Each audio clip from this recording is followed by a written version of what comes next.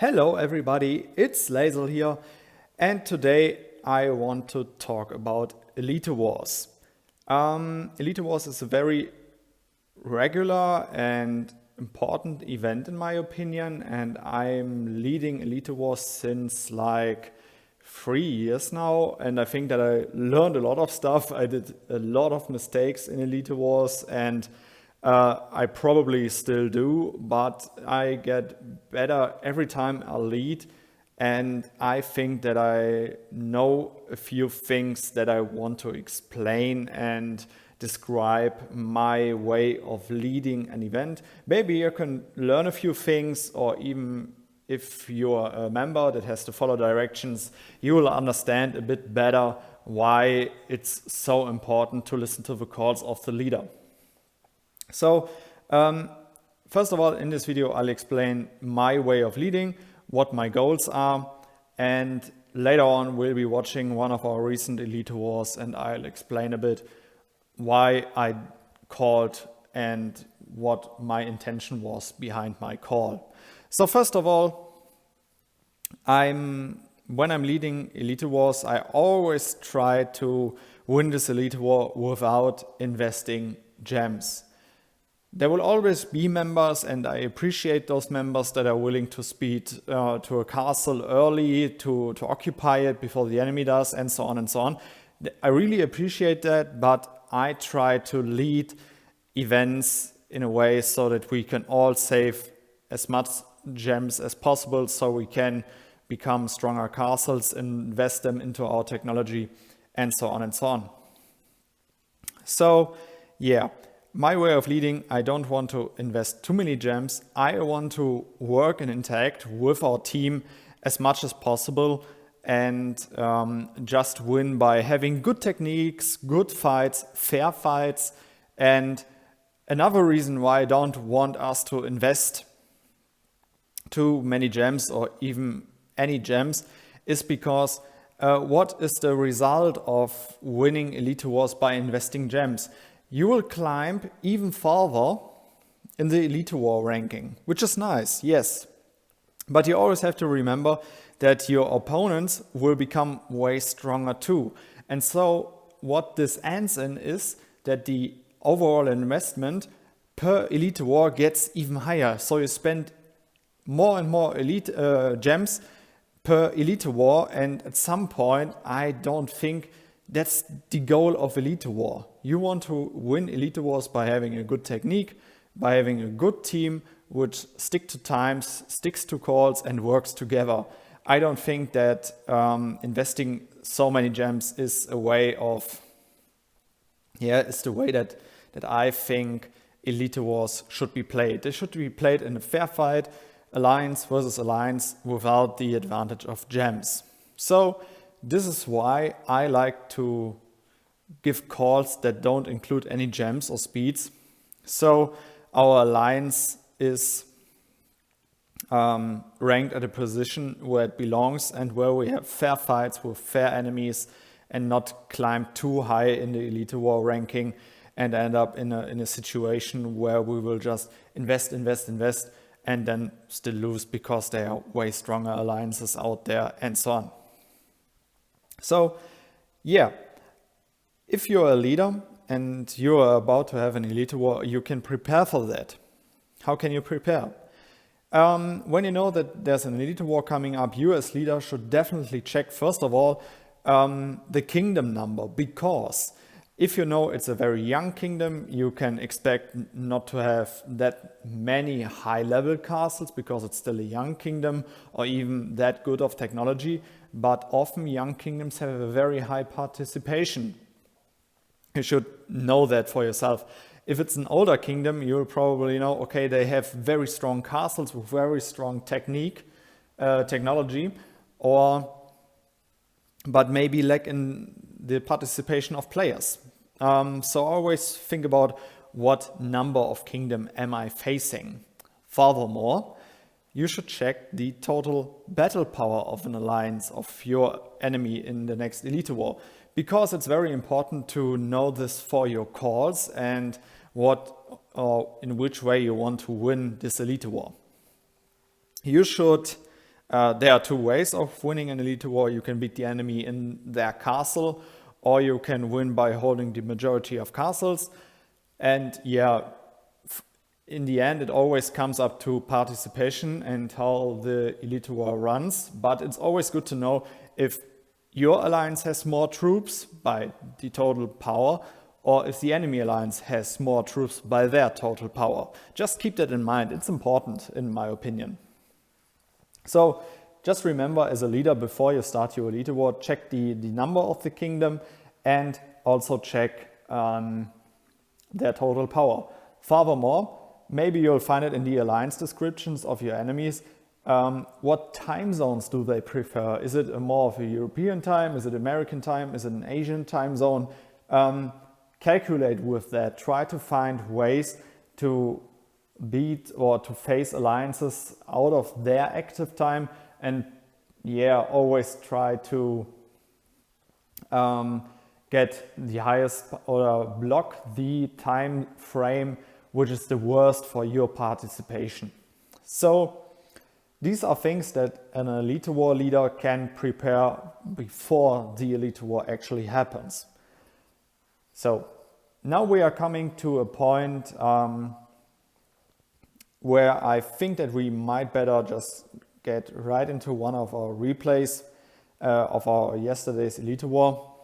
And I think it was a very interesting one because we won in a way that is actually not that common for us. So let's get right into the replay. Especially one reminder for you as a member that has to follow directions: always follow the directions. Don't be that one person that runs where he wants to go, because you have to work as a team. You can only win as a team. This game is about working as a team. So you're not helping very much if you're going alone against 3 castles just to hunt some points and maybe climb a bit in the elite war ranking. I don't think that's very helpful for the overall goal of the alliance in this elite war. So when this elite war started, we always have a few persons that count the numbers of the enemies, and this time I knew we are completely outnumbered, and you always want to go for this middle castle on the map. And I knew, okay, we cannot win in 7 and we cannot even hold it. So my call was to direct our members immediately from 3 to 4. Because even if you're outnumbered, always remember that you have members in your base back there. And even if they aren't able to play, you can still use those players and their troops. And how we will see that. So, okay, we have a few members that get caught in 7 or that speed there a bit early.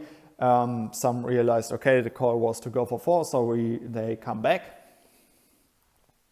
Yeah, and I wanted to interact with the enemy by going from 4 to 8.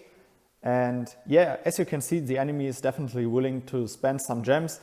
So far, only a few of us have spent a few gems. Keep that in mind, it will be interesting later. So you can see some of them are still speeding to 8. And then I gave the call to recall back to 4. So now the enemy thinks, okay, the way is open, we are in 3, the enemy is in 4. That's the thinking of the enemy. Now they are going for 3. And we are going back to 4. Still, we are outnumbered, but there hasn't been a big fight yet. The enemy is pretty good on marching together. That's a very big advantage. Always stick to times and work as a team. Because, yeah, the more of us or the more players in your alliance work together, the more efficient you are. So now everybody of us is getting back. We are, many of us are gathered in the castle number 4. The enemy caught some in 3 and will probably win this one. We have a few sitting in 8, some in 4.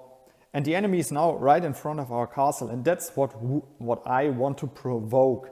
I want the enemy to show, okay, maybe they gave up. We can immediately go for the castle, and yeah, we'll see how the enemy follows up now. We are still sitting in 4, some are in 8, and we are just waiting. Let me activate the map. Okay, now it's better to see. Okay, we have to wait a bit. I think I should speed this up a bit. Okay, some of us might have died behind here, so I gave the call for everybody that's new to go to 5. And now the enemy is coming for 4. So I gave the call. We still can't win this fight. So I gave the call to distract the enemy away from our castle, or at least make them think that we are far away from our castle. So we are all going to 8. Of course, the enemy catches a few again, but that's fine. Everybody that came new went to 5 and now groups up with us in 8. It's a very risky call what I'm doing here, because if we get locked up in 8, the enemy can speed our base and we might lose this. It's a very risky play, but I like to go for this because we can mobilize or activate the players that are currently busy in our alliance or have to work, but I can still make use out of the troops. So here I knew, okay, I have to win time. I have to give people the time to show up to increase our participation. And now we are sitting in 8 with like 33 members right now. And there comes 2 guys, or they came 2 guys, ready to block us. So I gave the call to move down to 7. Yeah, and as you can see, a few of us get caught, but a few get out. And now the enemy is speeding our base. Remember, they are all speeding. So now we are fighting in our base. And here we are blocked with the majority of our troops, but we managed to get out of the lock and port back. So you can see the numbers increasing in our base. The fight still went on and many of us get back. So now we mobilized every inactive player of our alliance that was sitting in base, and we also managed to win the fight in our base. And now something happened that's very important. Because we activated all the troops that we currently had, or in this that we had in this moment, we were able to get a big advantage, because angels are very important in Elite War. And now that we won against the enemy, the first big fight, they lost a lot of angels and we still have a lot of angels. So we are getting an advantage. Even more and more players of us show up. So I gave the call for us to go back to 3. The enemy already refilled again in castle number 7, and I gave the call to split up. We made some teams in our alliance, and some went to 2 and some went to 4. So we are splitting up and we are opening the way for our enemy again. They know, okay, they saw, okay, they are moving to 2 and 4. Maybe they want to go for 6 and 8. We have our way clear to their base. So they are grouping up in 7. Let me speed this up a bit more. And now they are coming again for castle number 3. I gave the call, all move out of 3. We still can't win them face to face. We still need our players in our base, because many of us need to show up again. So we have players everywhere, and then I gave the call to pressure the castle 3. Because I knew we still have our angel advantage, we might lag in some players, but we should give it a try. Some of the enemies managed to attack us in our base, to speed base again. They speeded again. And we were just normally walking to number 3. And when we won in 3, some of us ported back and managed to win again in our base. So we even advanced our advantage of having way more angels. They lost 2 big fights against us, and we increased our angel amount even more. If I remember correctly, we from now on had situations where the enemy was fighting like with 300k of angels, and we were like fighting with 1.3 million angels, which is a huge advantage. So I gave the call again to go to 3, and now we are the aggressor. We got way more participation, and so we I gave the call to go for 7. The enemy was willing to dodge this attack by going to 3. And yeah, so we are all strictly walking together. The enemy is in free. Some of us walked there. I didn't give the call. They just wanted to defend free.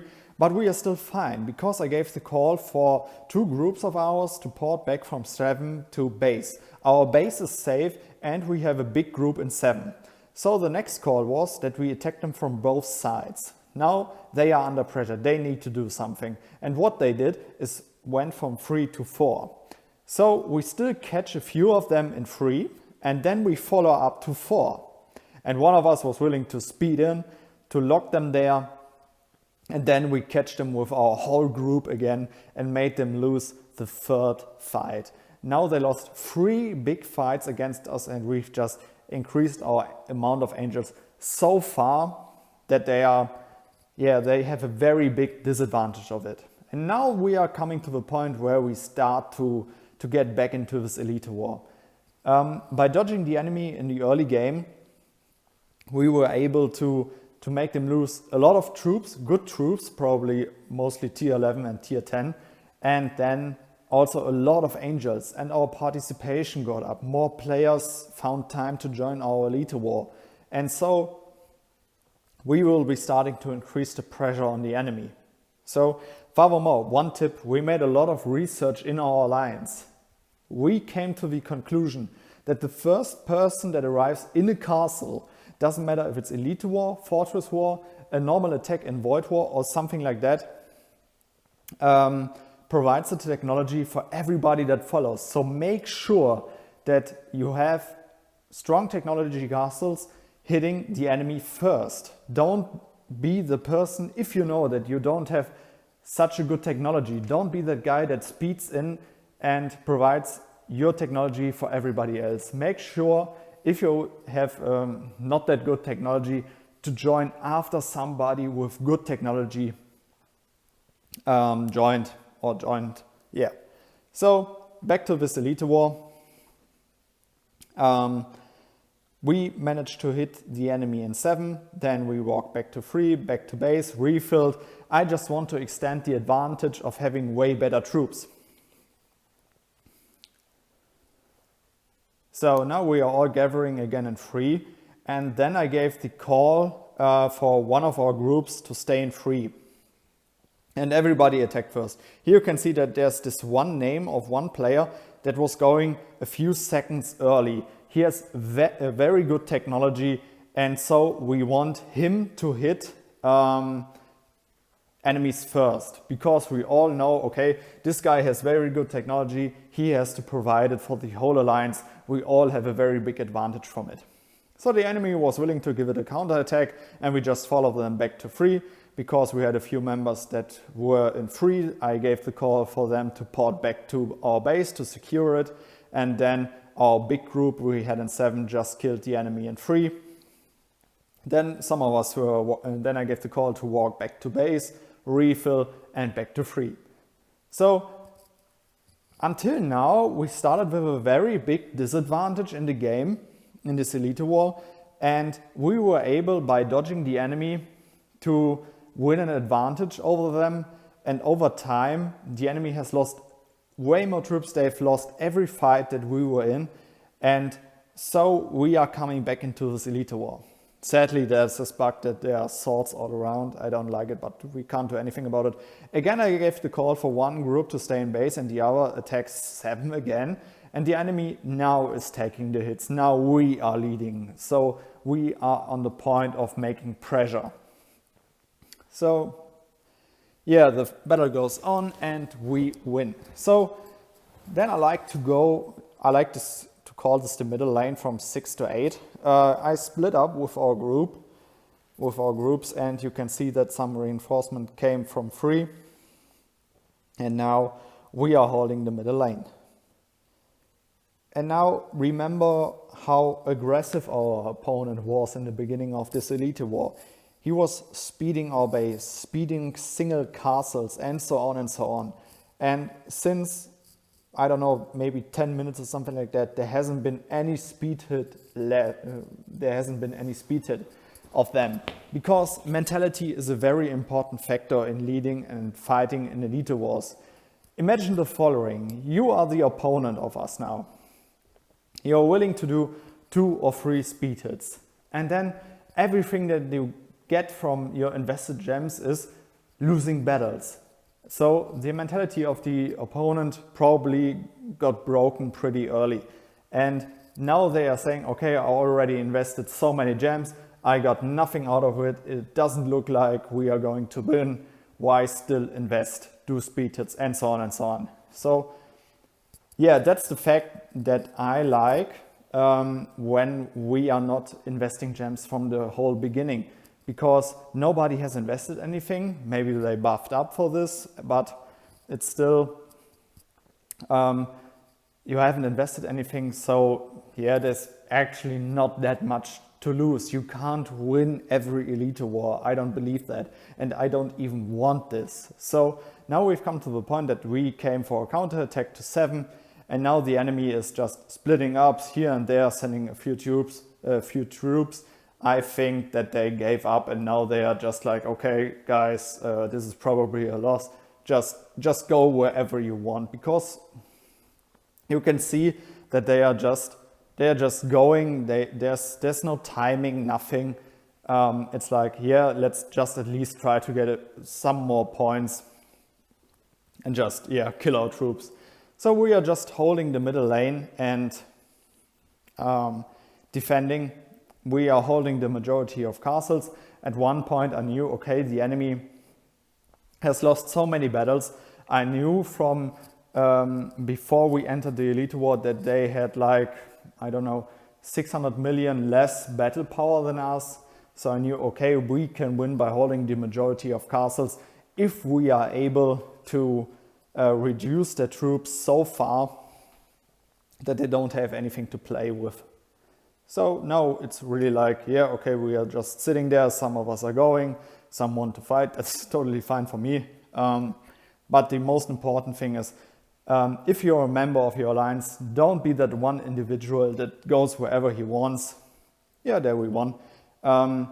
Stick to the calls of your leader, trust your leader, and if you think that your leader did something wrong, always try to have a discussion about it, what could be done better next time. And yeah, work as a team. This is a team game. It's not about being that one individual that proves everybody else that, I don't know, you can go wherever you want and win or be useful that way. Just work with your team and have fun together. At least that's my opinion about Elite Wars, how I want to play and lead Elite Wars. And yeah, that's it. So I really hope that you all could learn a thing or two and maybe adjust your way of leading in Elite events. And yeah, if there are any things that you want to talk about Elite War, about different strategies or something like that, just write it down in the comments. Let's have a chat about it. And yeah, I hope you could learn a few things. And I would say, yeah, see you in the next video. Goodbye, guys.